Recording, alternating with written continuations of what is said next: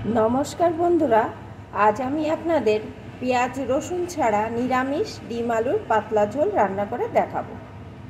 अनेक समय पेঁয়াজ रसुन दिए एकघेয়েমি डिम आलुर झोल खेते खेते भालो लागे ना, तखन जदि एइभाবে निरामिष भावे रान्ना करे खान देखबेन मुखेर स्वादटा बदलाच्छे और खेतेও किन्तु भालो लागছে। और गरमेर दिने एरकम हालका पातला डिमेर झोल खेले शरीरेर पक्षेও किन्तु कोनो रकम असुविधा होबे ना।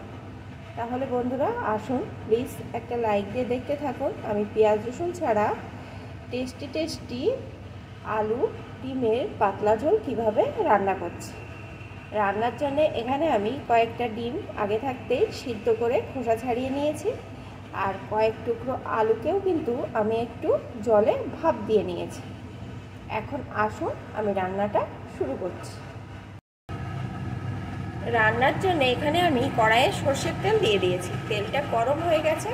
एखन एई तेलेर भितरे दिए देब एकटु लवण। एखन तेलटाके एकटु मिशिये नेब लवण दिए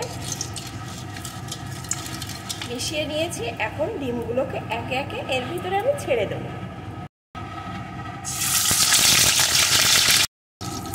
डिमगुलोके आमी दिए दिएछि। एखन डिमगुलोके आमी एपिठ ओपिठ एकटु भेजे नेब। ডিমগুলো আমি এপিঠ ওপিঠ একটু ভেজে নিয়েছি। এখন ডিমগুলোকে আমি তুলে নেব। ভাজা ডিমগুলো আমি তুলে নিয়েছি। এখন এই তেলের ভিতরে দিয়ে দেবো একটা তেজপাতা, শুকনো লঙ্কা, একটু গোটা জিরে।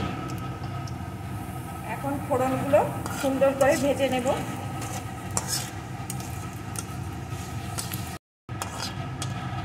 ফোড়নগুলো সুন্দর করে ভেজে নিয়েছি। এখন এর ভিতরে আমি দিয়ে দেব আলুর টুকরোগুলোকে।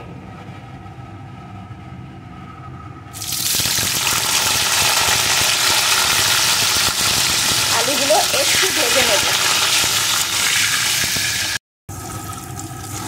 আলুগুলো সুন্দর করে ভেজে নিয়েছি। এখন এর ভিতরে দিয়ে দেব একটা টমেটো কুচি। টমেটোটাও আলুর সাথে একটু ভেজে নেব।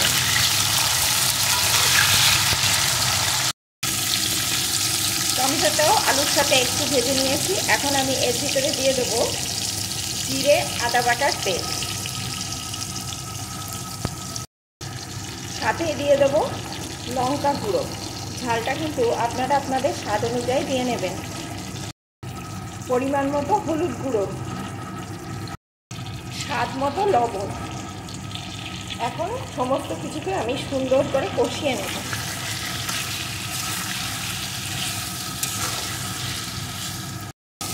সব কিছু এখানে আমি সুন্দর করে কষিয়ে নিয়েছি। এখন এর ভিতরে আমি দিয়ে দেবো পরিমাণ মতো জল।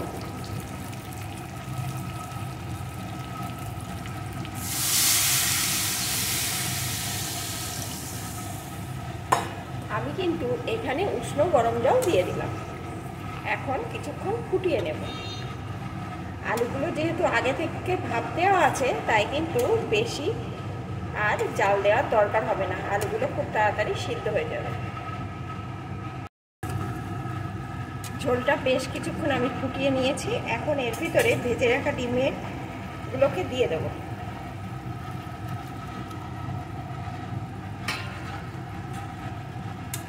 এখন আরো কিছুক্ষণ ফুটিয়ে নেব। বেশ কিছুক্ষণ আমি ভালো করে ফুটিয়ে নিয়েছি। এখানে কিন্তু আলুগুলো আমার পুরোপুরিভাবে রান্না হয়ে গেছে। আর যেহেতু পাতলা ঝোল তাই কিন্তু আমি এরকম একটু ঝোল ঝোল রাখবো। এখন আমি এর ভিতরে দিয়ে দেব একটু গরম মশলার গুঁড়ো আর দিয়ে দেব একটু ঘি।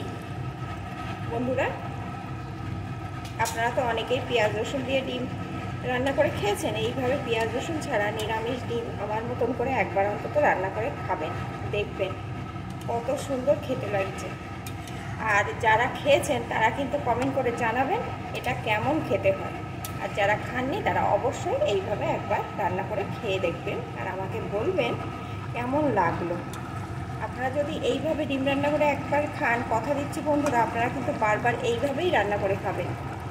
এখন কিন্তু এটা রেডি, আমি নামিয়ে নেব। তাহলে বন্ধুরা আমার রেসিপিটি আপনাদের যদি ভালো লেগে থাকে রোজকার মতন বলি কমেন্ট করবেন, শেয়ার করবেন আর প্লিজ বন্ধুরা একটা লাইক করবেন।